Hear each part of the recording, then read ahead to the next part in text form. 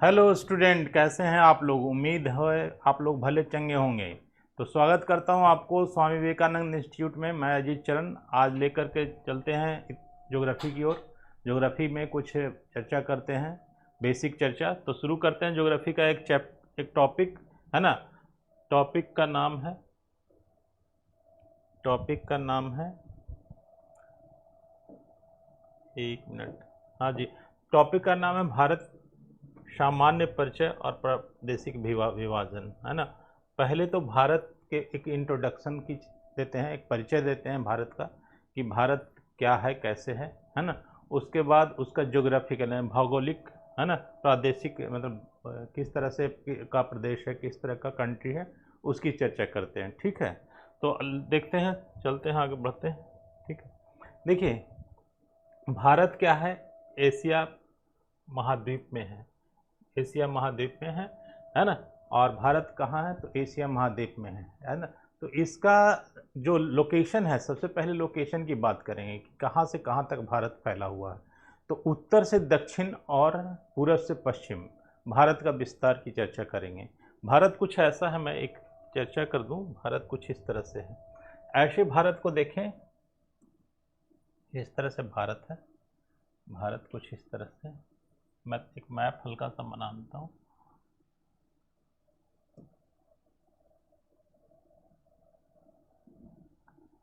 अगर भारत को इस तरह से देखें तो ये होता है इसका उत्तरी भाग, और ये दक्षिणी भाग, और ये है पूर्वी भाग, और ये पश्चिमी भाग। ठीक है, तो इस तरह से भारत का डिवीज़न करें तो उत्तर से दक्षिण और पूरब से पश्चिम की ओर अगर देखें तो यहाँ 8.8 डिग्री 4 मिनट ये यहाँ से शुरू होता है। यानी ये वाला पॉइंट जो है 8 डिग्री 4 मिनट से लेकर के 37 डिग्री 6 मिनट तक है। यानी यहाँ ये वाला पॉइंट जो है दक्षिण उत्तरतम पॉइंट, यानी सबसे उत्तर का हिस्सा 37 डिग्री 6 मिनट है। ठीक है, इस तरह से उत्तर से दक्षिण तक भारत का विस्तार है।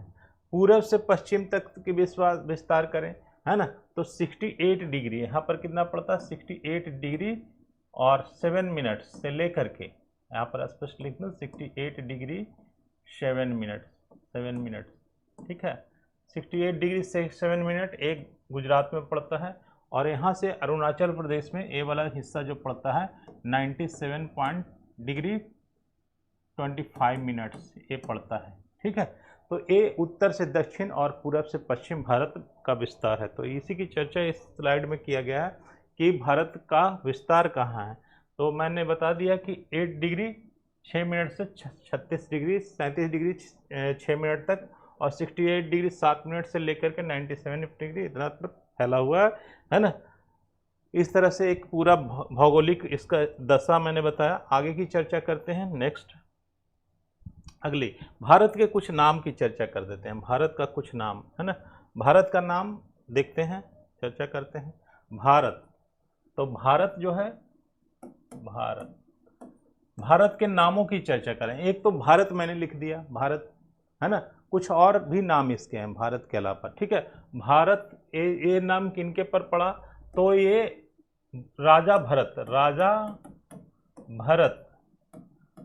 के नाम पर। ये भरत कौन थे, तो दुष्यंत और शकुंतला के पुत्र थे भरत, जो कि बहुत ही प्रतापी राजा थे। बहुत ही अपने सूरवीरता से, अपने अच्छी नीतियों से इन्होंने पूरा जो भारतवर्ष का निर्माण इन्होंने ही किया था। तो भारत, उनका भरत नाम था, इसलिए उनके फॉलोअर, उनके लोग ने पूरे क्षेत्र को भारत कहा। एक उन्होंने बनाया था क्या, कुरुक्षेत्र बनाया था, कुरुक्षेत्र बनाया था, कुरुक्षेत्र, है ना। तो कुरुक्षेत्र को इन्होंने निर्माण किया था। कहाँ से कहाँ तक, तो उत्तर से दक्षिण तक, जहाँ देख लें भारत को, कश्मीर से कन्याकुमारी तक, और पूरब से पश्चिम अगर देख लें तो म्यांमार भी था उस समय। म्यांमार से लेकर के बात करते हैं अफगानिस्तान तक, ये पूरा जो एरिया है भारत का, इस तरह से भारत का निर्माण करा। तो एक राजा भरत के नाम पर भारत पड़ा, है ना। एक और स्थिति आती है जिसमें हम कि जम्मू द्वीप की चर्चा करते हैं। जम्मू द्वीप ऐसा था कि सारे द्वीप कभी एक साथ, जितने भी लैंड एरिया था सब एक जगह था, इस तरह से एक जगह था सारा, है ना, इस तरह से। तो इसमें जम्मू द्वीप, इसे क्या कहा जाता था, जम्मू द्वीप। और वाटर बॉडीज अलग था, इस तरह से वाटर बॉडीज था और लैंड एरिया बीच में था। इसको कहते हैं जम्बू द्वीप, जम्बू द्वीप, है ना। जम्बू द्वीप, कभी जम्बू द्वीप था। जम्बू द्वीप का जो एरिया था, जो इसमें पड़ता था, तो ये दक्षिण में पड़ता था, तो इसीलिए इसको वामवर्त, यानी इस एरिया को अगर देखें ना, यहाँ पर भारत इस तरह से था, तो भारत का जो खंड था, यानी कि प्लेट की बात कर लें, भारतीय प्लेट की बात करें, प्लेट यानी कि जिस पर अवस्थित है पूरा भूखंड, उसको हम प्लेट कहते हैं। तो कई प्लेटों में पूरा भूखंड विश्व का बटा हुआ है ना, तो उसमें भारत का जो अवस्थिति था जम्बू द्वीप के दक्षिण में था। तो जम्बू द्वीप के दक्षिण में, है ना, दक्षिण में होने के कारण, दक्षिण है, दक्षिण में होने के कारण इसका नाम क्या था, वामवर्त,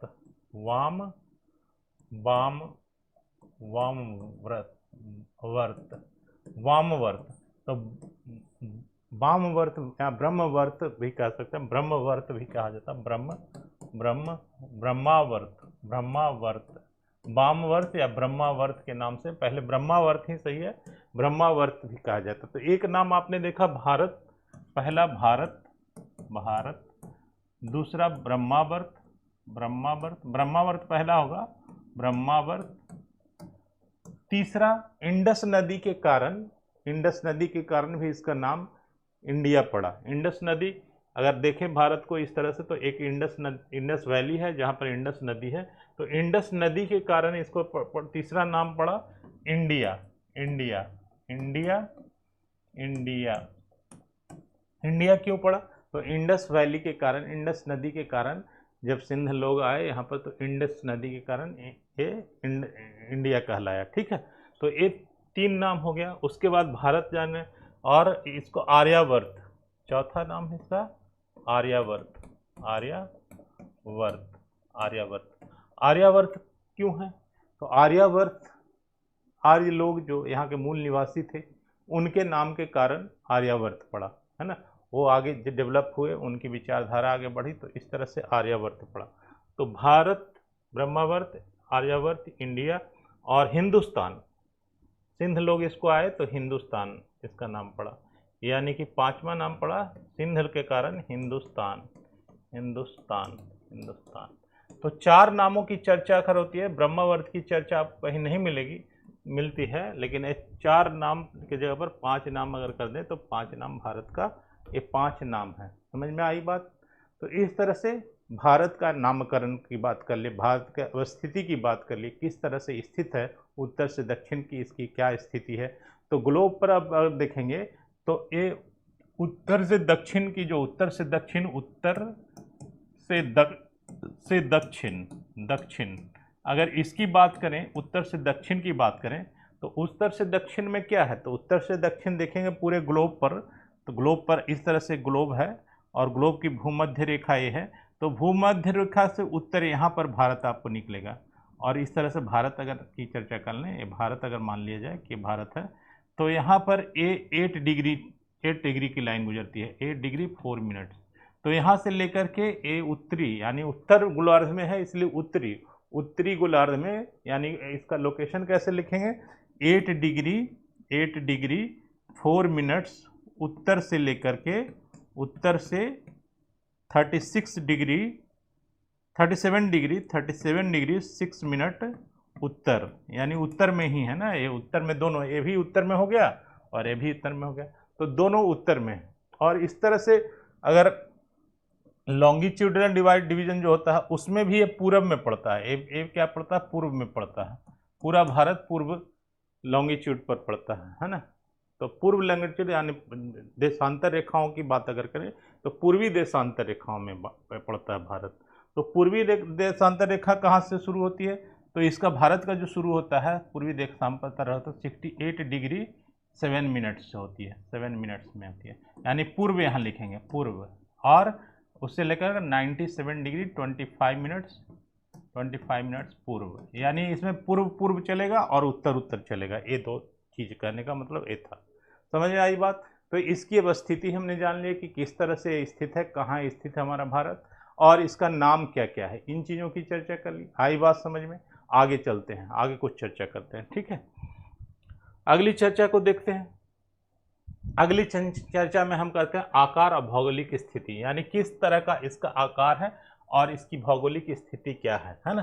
कुल क्षेत्रफल इसका जो है 32,87,265 किलोमीटर, यानी कि इसका क्षेत्रफल की अगर बात करें, क्षेत्रफल की बात करें, यानी कि भारत का क्षेत्रफल, क्षेत्रफल क्या होता है, भारत का क्षेत्रफल, भारत का क्षेत्रफल, क्षेत्रफल, क्षेत्रफल क्या होता है, तो क्षेत्रफल लंबाई गुना चौड़ाई करते हैं, यानी पूरा वर्ग किलोमीटर में नापा जाता है क्षेत्रफल को, यानी उसकी लंबाई भी ली जाती है, चौड़ाई भी ली जाती है, तो लंबाई गुना चौड़ाई होती है क्षेत्रफल।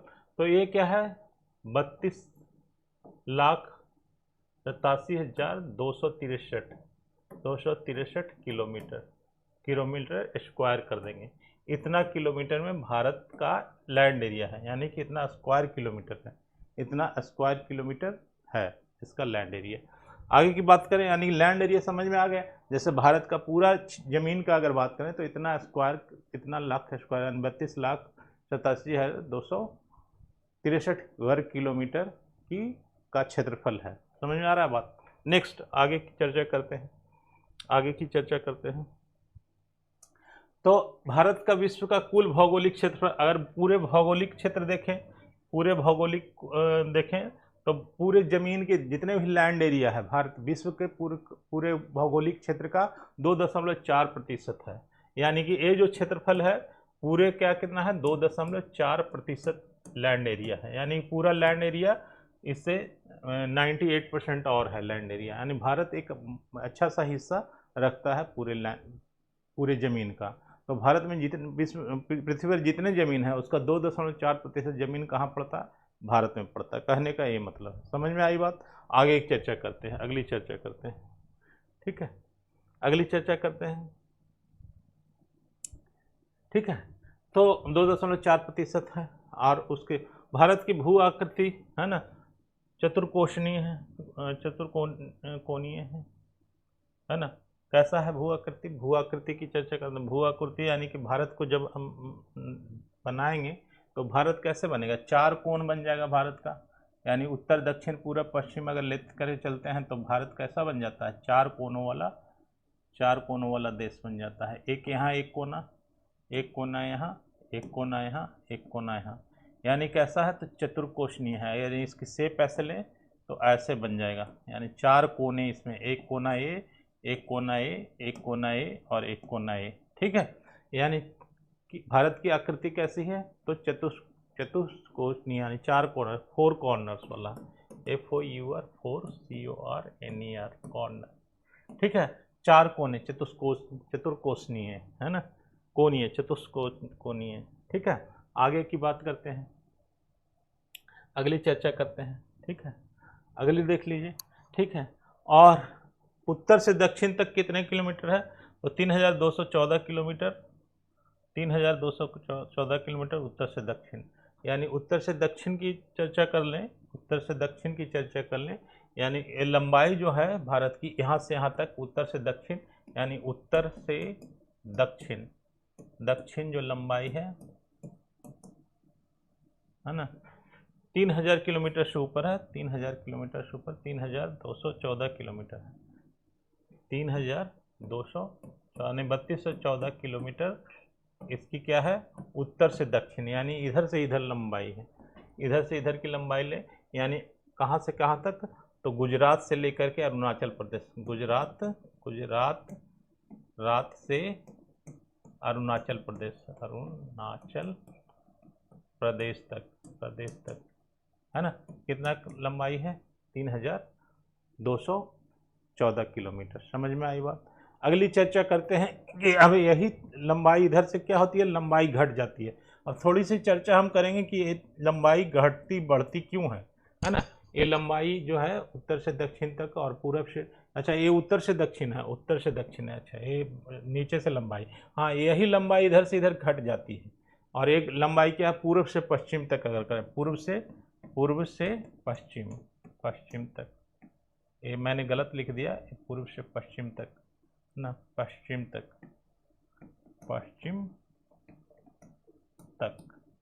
है ना। पूर्व से पश्चिम तक की बात करें, यानी पूर्व से पश्चिम तक अब ये आ जाएगा अरुणाचल प्रदेश से लेकर के, अरुणाचल प्रदेश से लेकर के अरुणाचल प्रदेश से लेकर गुजरात तक, है ना। तो इसका जो है कितना है लंबाई, तो 2900 कुछ किलोमीटर है, 2900 कुछ किलोमीटर, 2933 किलोमीटर, 2933 यानी कि 2933 किलोमीटर, यानी कि 2933 किलोमीटर। समझ में आई बात। यानी कि लंबाई और चौड़ाई भारत के लिखे 2933 किलोमीटर क्या है, तो ये कैसे है, तो पूरब से पश्चिम तक की बात करें तो 2933 किलोमीटर, और उत्तर से दक्षिण की बात करें तो 3214 किलोमीटर। ठीक है, समझ में आई बात। तो ये लंबाई और चौड़ाई है इसकी भारत की। आगे की बात करते हैं, आगे चर्चा करते हैं, आगे चर्चा को आगे बढ़ाते हैं। ठीक है, और यह रेखा और इसकी तटीय रेखा 7516 किलोमीटर। तटीय रेखा अगर हम की बात करें, तटीय रेखा की बात करें तो अब आते हैं तटीय रेखा पर। तटीय रेखा, तटीय रेखा कहने का मतलब कि इधर से अगर भारत को देखें इस एरिया, तो यहाँ गुजरात से लेकर के ये वाला पूरा पूरा पूरा क्या है, तटीय रेखा है, ये तटीय रेखा है, ये तटीय रेखा है ना, ये पूरा ये तटीय रेखा है। तो इस बॉर्डर लाइन की बात करें, यानी कि तटीय रेखा की बात करें, तो इसकी जो लंबाई है 7516 किलोमीटर, 7516 किलोमीटर, यानी तटीय रेखा। हम क्या बात करेंगे, तटीय रेखा, तटीय, है ना, इसकी चर्चा करते हैं। तटीय रेखा, तटीय रेखा यानी तटीय रेखा कितनी है, तटीय रेखा, है ना।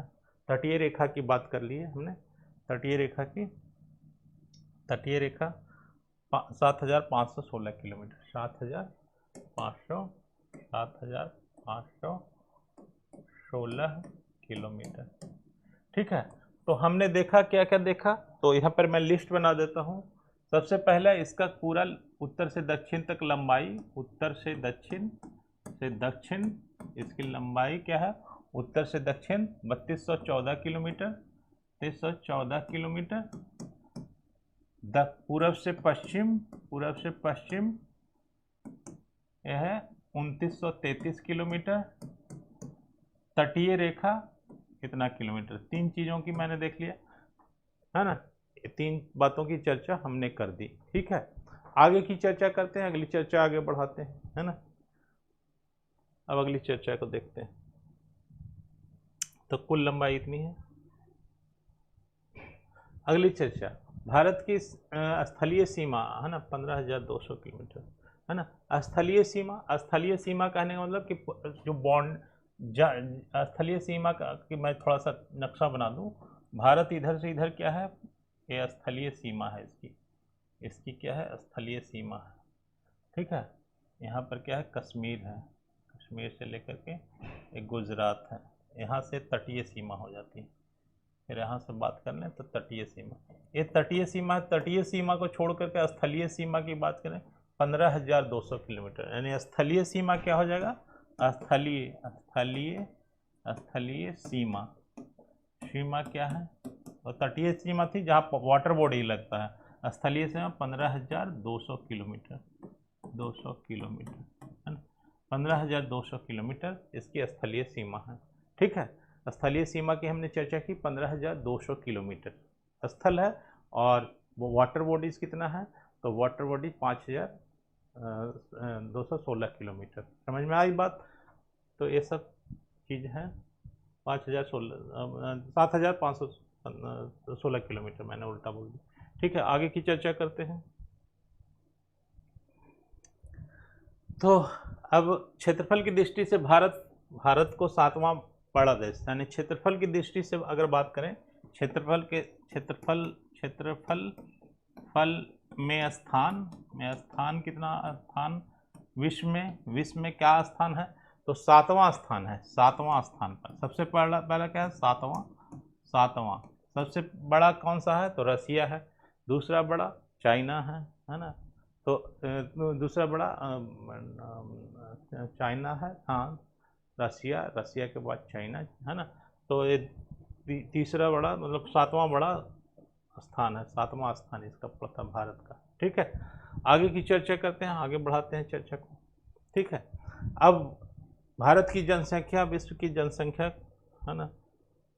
अब यहाँ पर रहने वाले लोगों की संख्या, लोगों की संख्या, लोगों की संख्या, लोगों की संख्या, संख्या, लोगों की संख्या क्या है? तो लोगों की संख्या लगभग हो जाती है 17.5% लोग यहाँ पर पूरे विश्व के, विश्व के 17.5% लोग भारत में रहते हैं। पूरे विश्व के 17.5% लोग भारत में निवास करते हैं, यानी बहुत बड़ी जनसंख्या है जो भारत में रहती है। ठीक है, तो इस तरह से हमने फैक्ट्स फिगर देख लिए क्या क्या था। ठीक है, आगे की चर्चा करते हैं, है ना। 17.5 किलोमीटर, आगे की चर्चा करते हैं। भारत में गांवों की कुल संख्या 6,40,000 गांव है। भारत में गांवों की संख्या, अगर गांवों की संख्या करें, भारत में गांव कितने हैं, गांवों की संख्या क्या करें, भारत में गांवों की संख्या, भारत में गांवों की संख्या, गांवों की संख्या, गांवों की संख्या यानी कुल कितने विलेज है, विलेज कितने हैं, विलेज कितने हैं? तो विलेज है 6,40,000, है ना, 40,000, यानी 6,40,000 क्या है, विलेज है। 6,40,000 विलेज भारत में, यानी भारत को गांव का देश कहा जाता है, यानी गांव की संख्या 6,40,000 गांव है भारत में, है ना। समझ में आई बात? आगे की चर्चा बढ़ाते हैं, अगली चर्चा करते हैं। उसके बाद जनसंख्या की दृष्टि से भारत का स्थान, जनसंख्या में चाइना के बाद दूसरा बड़ा है, यानी भारत की बात करें जनसंख्या में क्या है, जनसंख्या में करें तो दूसरा, है ना, दूसरा स्थान है। पहला है चाइना, चाइना का जनसंख्या सबसे ज़्यादा है, चाइना है। चाइना के बाद दूसरा आता है, यानी फर्स्ट चाइना की बात करते हैं, दूसरा स्थान पर आता है भारत, यानी कि एक चाइना की बात करें, चाइना, और दूसरा है भारत, यानी जनसंख्या की दृष्टि से भारत दूसरा सबसे बड़ा राष्ट्र है विश्व का। समझ में आई बात? आगे चर्चा को बढ़ाते हैं, अगली चर्चा को करते हैं। और अगर देखे जाए तो भारत की जनसंख्या विश्व की जनसंख्या का मैंने बता दिया 17.5% है ना। और भारतीय अक्षांशीय विस्तार कितना है, तो ये मैंने चर्चा पहले ही कर दिया है, आगे की चर्चा करते हैं। भारत में कितने डिग्री पूर्वी देशांतर से रेखा मानक गुजरती है? ठीक है, हाँ, भारत का स्टैंडर्ड ग्रीनविच टाइम क्या है, इसकी चर्चा हम अब करते हैं। भारत का स्टैंडर्ड ग्रीनविच टाइम क्या है? स्टैंडर्ड ग्रीनविच टाइम, है ना। स्टैंडर्ड ग्रीनविच टाइम कहने का मतलब कि भारतीय दो मानक टाइम है, एक तो विश्व का मानक टाइम है जो कि ब्रिटेन से लिया जाता है, ब्रिटेन के से जो देशांतरीय रेखा गुजरती है वहाँ से लेकर के चलते हैं, वो पूरे विश्व का समय निर्धारित करता है। अब भारत का समय, क्योंकि भारत भी लंबाई चौड़ाई में बहुत फैला हुआ है, लगभग 29 डिग्री पर फैला हुआ है, तो इतने में टाइम का इंटरवल हो जाता है, टाइम का अंतर आ जाता है, इसीलिए इसका भी एक स्टैंडर्ड टाइम बनाया गया है। तो स्टैंडर्ड टाइम कहाँ से शुरू होता है? तो उत्तर प्रदेश के नैनी में इसका स्टैंडर्ड टाइम रखा गया है। और ये कैसे रखा गया तो मैं थोड़ा सा चर्चा कर देता हूँ। ठीक है, जैसे भारत का नक्शा अगर हम यूँ बना लें, भारत का नक्शा यूँ बना लें, भारत का नक्शा यूँ अगर हम भारत का नक्शा बनाते हैं तो यहाँ पर गुजरात, और यहाँ पर कश्मीर, और इधर भारत। ठीक है, तो इस तरह से भारत है। तो इसका जो स्टैंडर्ड टाइम है तो मैंने बताया 68 डिग्री से यहाँ गुजरात में शुरू होता है, 68 डिग्री 7 मिनट्स, है ना। तो 68 डिग्री तो ये तो ग्रीनविच से आ रहा है ना, तो भारत का स्टैंडर्ड टाइम यहाँ से गुजरता है, ऐसे गुजरता है। ठीक है, और ए पड़ जाता है 87 डिग्री पड़ा, 87.5 डिग्री, देख लेता हूँ, 87.5 डिग्री पर ये टाइम पड़ता है, 87.5 डिग्री, 87.5 डिग्री पूर्वी देशांतर। ठीक है, 87.5 डिग्री। ठीक है, 82.5 डिग्री, 82.5 डिग्री, ये जो पड़ता है ना यहाँ 82.5 डिग्री, 82.5 डिग्री है ना, पूर्वी देशांतर। यहाँ से हमारा स्टैंडर्ड टाइम, भारत का स्टैंडर्ड टाइम शुरू होता है। समझ में आई बात? यानी इस देशांतर रेखा, ये देशांतर रेखा, देशांतर रेखा को हम भारत का स्टैंडर्ड टाइम, यहाँ से हम स्टैंडर्ड टाइम शुरू करते हैं। यानी यहाँ पर 12 बजे का टाइम फिक्स किया जाता है और 12 बजे के इर्द गिर्द टाइम को सेट किया जाता है। समझ में आ रही बात? आगे की बात करते हैं, अगली बात करते हैं, अगली चर्चा आपको बढ़ाते हैं। ठीक है, हाँ, कहाँ कहाँ से गुजरती है ना, कहाँ से? तो ये तो मैंने बताया कि उत्तर प्रदेश के प्रयागराज से, नैनी से, ये कहाँ गुजरती है? तो उत्तर प्रदेश के उत्तर प्रदेश के नैनी से, नैनी याद रखिएगा स्थान, नैनी से लाइन गुजरती है। नैनी में इसको ग्रीनविच टाइम माना गया है। तो इस तरह से हमने देखा कि कैसे भारत फैला हुआ। आगे की चर्चा अगला बढ़ाते हैं, आगे की चर्चा करते हैं। ठीक है, तो इस तरह से इन चर्चाओं के बाद हमने देखा क्या, अब भारत का के बारे में कुछ और। भारत का मानक समय ग्रीनविच टाइम 0 डिग्री देशांतर है ना, 0 डिग्री से देशांतर से कितना आगे है? तो 5 घंटा 30 मिनट आगे हो जाता है। अगर हम बात करें 0 डिग्री देशांतर पर, अगर हम बात करें 0 डिग्री देशांतर पर, तो 0 डिग्री देशांतर 0 डिग्री देशांतर कैसे होगी? तो इधर और आएगी 0 डिग्री देशांतर। तो यहाँ से लेकर के यहाँ तक जाते जाते जो टाइम इंटरवल होता है, इसी को टाइम, तो कितना, 5 घंटे, 5 आवर्स और 30 मिनट्स का अंतर आ जाता है। यानी कि भारत का ग्रीनविच टाइम और 0 डिग्री ग्रीनविच टाइम विश्व का देखें तो दोनों में जो समय का अंतर है 5 घंटे 30 मिनट का अंतर है। समझ में आया बात? 5 घंटे 30 मिनट का अंतर समय का है, ग्रीनविच टाइम ऑफ वर्ल्ड और ग्रीनविच टाइम ऑफ इंडिया, यानी भारत का मानक समय और विश्व का मानक समय, दोनों के बीच का अंतर 5 घंटे 30 मिनट है। समझ में आ गई बात? अगला चर्चा करते हैं, अगली चर्चा को देखते हैं। ठीक है, तो अब हम यहाँ पर देख लेते हैं कि किन किन स्टेट से गुजरता है ग्रीनविच टाइम। तो देखिए यहाँ पर कुछ स्टेट की चर्चा मैं कर देता हूँ। एक तो उत्तर प्रदेश यूपी है ना, दूसरा है मध्य प्रदेश एमपी, तीसरा है छत्तीसगढ़, चौथा है उड़ीसा, और पांचवा है आंध्र प्रदेश। यानी कि भारत की ग्रीनविच टाइम किन पाँच से गुजरती है, यानी पांच स्टेट्स, 5 स्टेट से गुजरती है।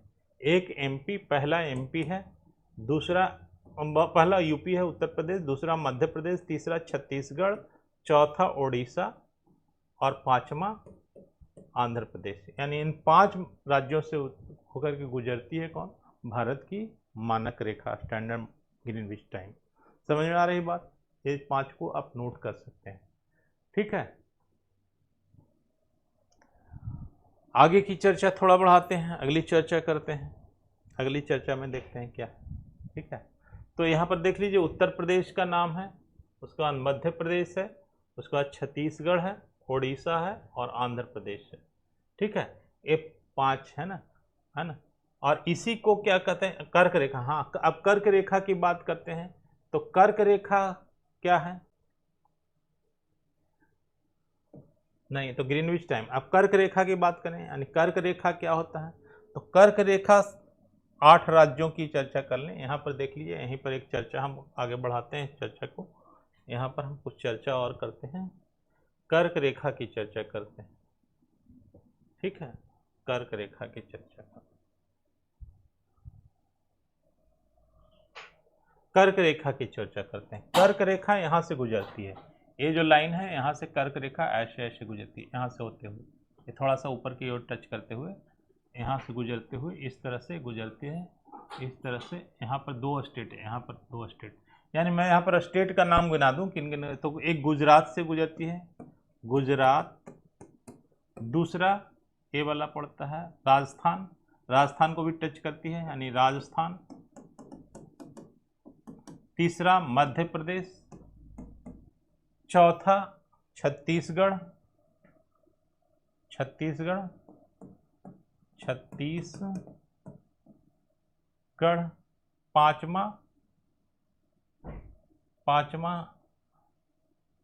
पांचवा झारखंड, छठा वेस्ट बंगाल, सातवां त्रिपुरा,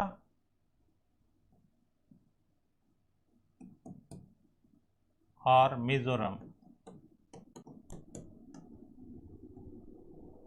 तो देखा कि किस किन कौन कौन से स्टेट से, तो पहला गुजरात हो गया, यानी नंबर 1 पर गुजरात, 2 पर राजस्थान, 3 पर मध्य प्रदेश, 4 पर छत्तीसगढ़, 5 पर झारखंड, 6 पर वेस्ट बंगाल, 7 पर त्रिपुरा और 8 पर मिजोरम।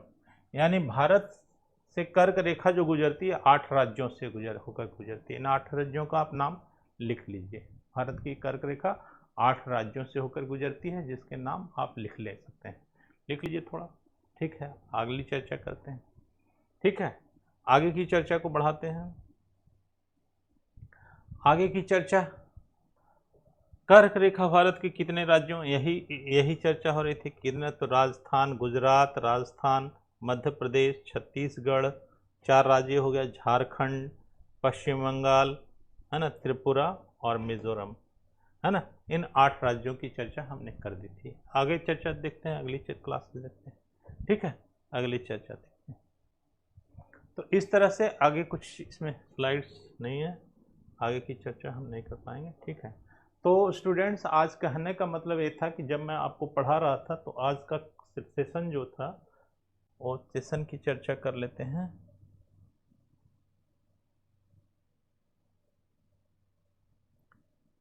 तो हमने आज जो चर्चा किया वो भारत के बारे में सामान्य परिचय एक दिया, कि भारत का इंट्रोडक्शन दिया, यानी इंट्रोडक्शन ऑफ इंडिया। हमने क्या पढ़ाया, introduction of India, introduction of India,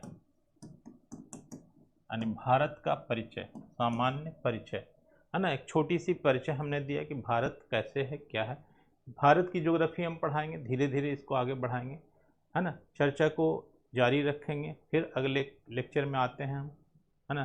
तब तक बने रहिए, देखते रहिए, keep watching. Thank you very much, see you next class, have a nice day.